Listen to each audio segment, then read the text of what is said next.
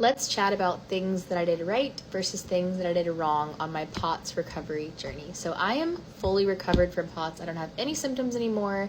And really not that long ago, relatively speaking, it started in 2021. I was bedbound. I quit driving. I quit traveling. I quit doing everything. And I'm a mom of 3, so that was not okay.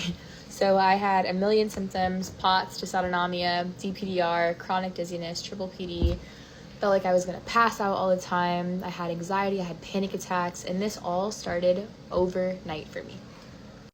So at first, I was going to every doctor under the sun. I traveled all around. I went to all the specialists, all of the, Western medicine specialists. I went to naturopaths, functional medicine doctors, the Mayo Clinic, best of the best, I flew to Texas and got a stellar ganglion block of my neck. I was doing all of the things, and I was getting a bunch of non-answers.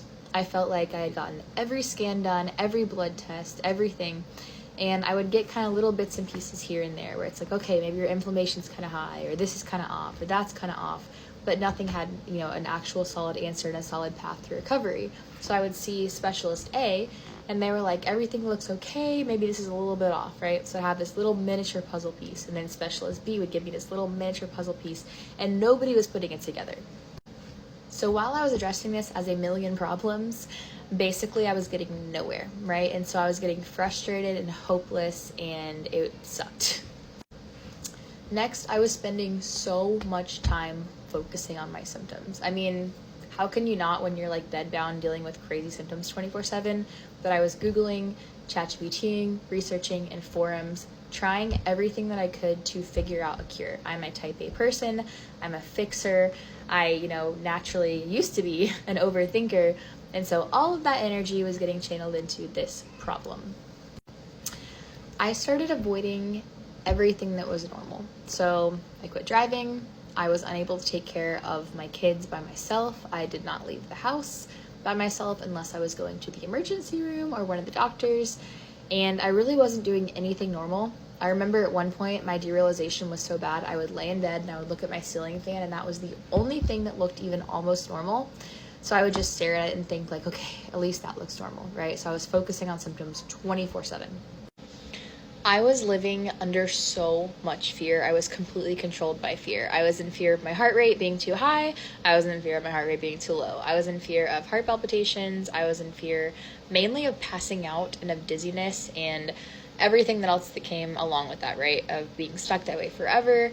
I was in fear of vasovagal. I was in fear of all these things, a lot of which I was consuming on here and in other forums. This is the biggest one. So I was waiting to feel better in order to live my life again. So this one's tough, but yeah, I expected recovery to be like you break your arm, you put it in a cast, your arm gradually gets better, you get out of the situation, right? This was not the case for this situation whatsoever. So I was kind of waiting to feel better, and I remember a month went by and 6 months went by, and I was kind of just thinking like, what's happening to me? Like I thought I would get better, but I was actually getting worse because my body entered this state of fight or flight. I didn't realize it at the time, but it was in this chronic state of fight or flight. I was confused. I thought that I had to be doing all these things to, manage my condition and whatever else. And so I was not living even an ounce of normalcy. I was focusing on symptoms 24/7. I was kind of reassuring my body that it was indeed in danger, even though it was actually just sending me false alarms because there's no lions prowling around. My body perceived that, right? So I was unknowingly, deeply fueling the cycle.